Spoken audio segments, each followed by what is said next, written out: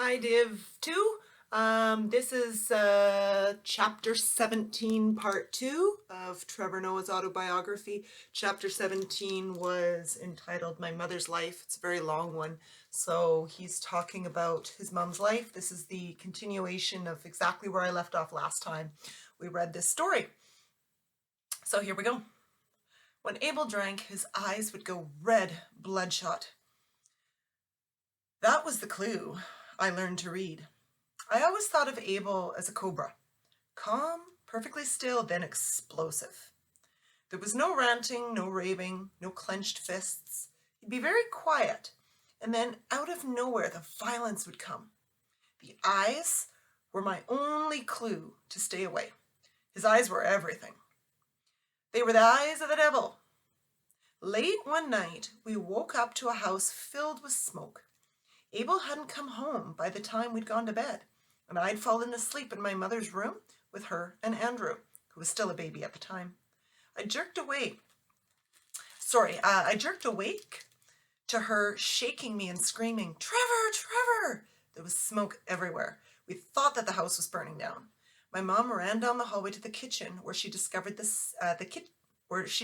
kitchen was on fire. Abel had driven home drunk, blind drunk, drunker than we'd ever seen him before.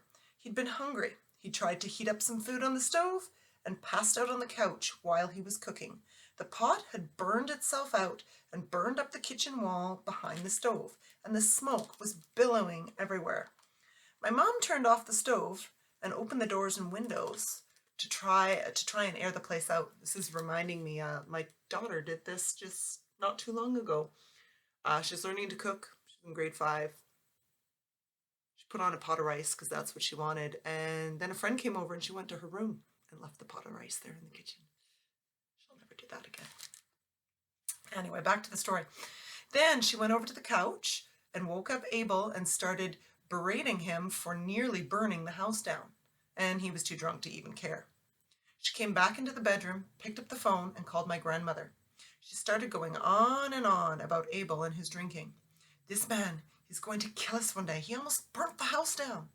Abel walked into the bedroom, very calm, very quiet. His eyes were blood red. His eyelids were heavy.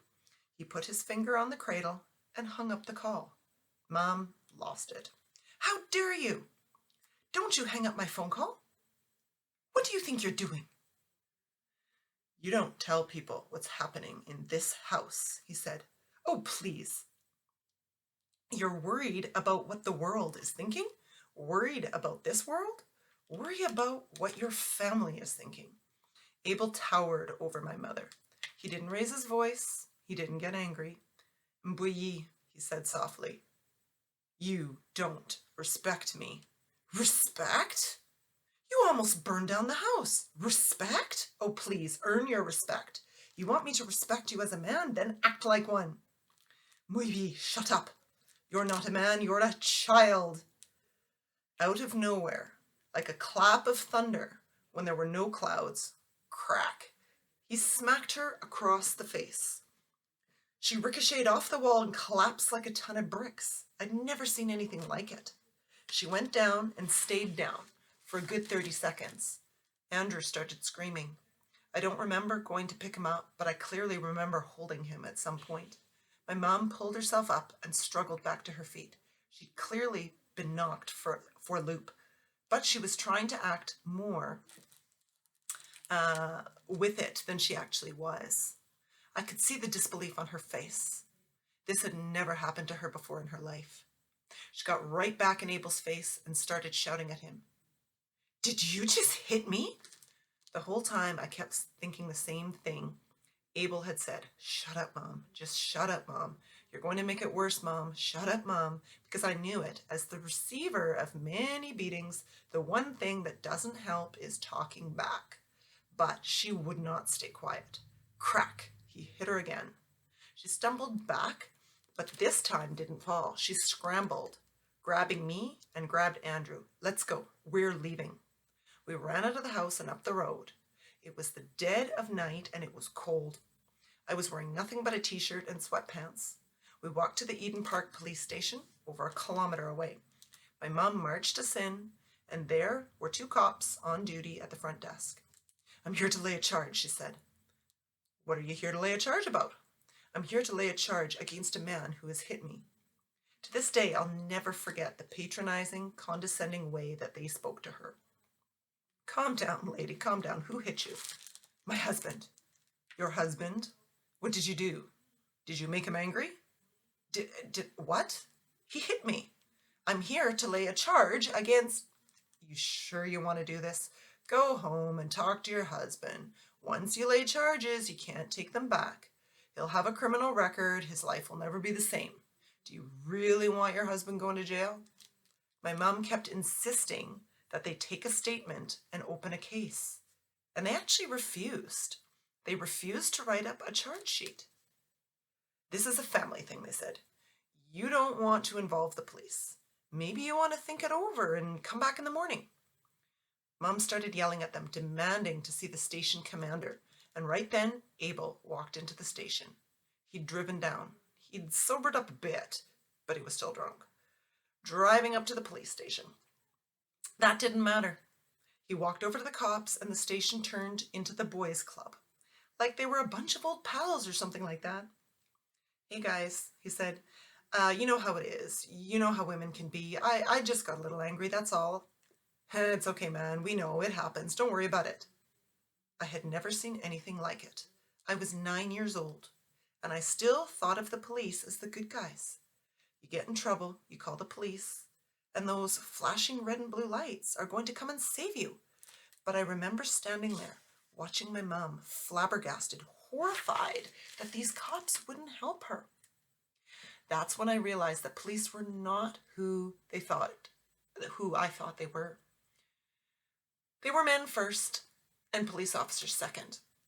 We left the station. My mom took me and Andrew, and we went out to stay with my grandmother in Soweto for a while. A few weeks later, Abel drove down to apologize. Abel was always sincere and heartfelt with his apologies. He hadn't meant to do it. He knew he was wrong. He'll never do it again. My grandmother convinced my mom that she should give Abel a second chance. So we drove back to Eden Park together. And for years, nothing. For years, Abel didn't lay a finger on her. Everything went back to the way it had been. Abel was an amazing mechanic, probably one of the best around. He'd been to technical college, graduated first in his class. He'd had job offers from BMW, Mercedes. His business thrived on referrals. People would bring their cars from all over the city for him to fix because he could work miracles on them. My mom truly believed in him. She thought she could raise him up, help him make good on his potential, not merely as a mechanic, but as the owner of his own workshop. As headstrong and independent as my mom is, she remains the woman who gives back. She gives and gives and gives. That is her nature. She refuses to be subservient to Abel at home, but she did want him to succeed as a man. If she could make their marriage a true marriage of equals, she was willing to pour herself into it completely the way she poured herself into her children. At some point, Abel's boss decided to sell Mighty Mechanics and retire. My mom had some money saved, and she helped Abel to buy it. They moved the workshop from Yeovil to the industrial area of Winburg, just west of Alex, and Mighty Mechanics became the new family business. When you first go into business, there are so many things nobody tells you. That's especially true when you're two young Black people, a secretary and a mechanic, coming out of a time when Blacks had never been allowed to own businesses. One of the things nobody tells you is that when you buy a business, you buy its debt as well. After my mom and Abel opened up the books on Mighty Mechanics and came to a full realization of what they bought, they saw how much trouble the company had already been in. The garage gradually took over our lives. I'd get out of school and walk the 5 kilometers from Maryville to the workshop. I'd sit for hours and try to do my homework with the mechanics and repairs going on all around me. Inevitably, Abel would get behind schedule on a car, and since he was our ride, we'd have to wait for him to finish before we could go home. It started out as, we're running late. Go nap in the car, and we'll tell you when we're leaving. I'd crawl in the back seat of some old sedan. They'd wake me up at midnight, and we'd drive all the way back to Eden Park and crash. Then, pretty soon, it was, we're running late, go sleep in the car, and we'll wake you up for school in the morning. We started sleeping at the garage. At first, it was 1 or 2 nights a week, then 3 or 4. Then my mom sold the house and put that money into the business as well. She went all in. She gave up everything for Abel. From that point on, we lived in the garage. It was cold. It was empty. Gray concrete floors stained with oil and grease. Old junk cars and car parts everywhere. Near the front, next to the roller door that opened onto the street, there was a tiny office built out of drywall for doing paperwork. In the back of the kitchenette, was a kitchenette, a sink, a portable hot plate, and some cabinets. To bathe, there was only an open wash basin, like a janitor's sink, with a shower head rigged above. Abel and my mom slept with Andrew in the office on a thin mattress they'd roll out on the floor. I slept in the cars. I got really good at sleeping in cars. I knew all the best cars to sleep in. The worst were the cheap ones, the Volkswagens, low-end Japanese sedans. The seats barely reclined, no headrests. Cheap fake leather upholstery. I'd spend half the night trying not to slide off the seat. I'd wake up with sore knees because I couldn't stretch out and extend my legs. German cars, they were wonderful, especially Mercedes. Big plush leather seats, like couches. They were cold when you first climbed in, but they were well insulated and warmed up nicely. All I needed was my school blazer to curl up under, and I could get really cozy inside a Mercedes. But the best, hands down, were the American cars. I used to pray for a customer to come in with a big Buick with bench seats. I saw one of those and I'd be like, yes! Since Mighty Mechanics was now a family business, and I was a family, I also had to work.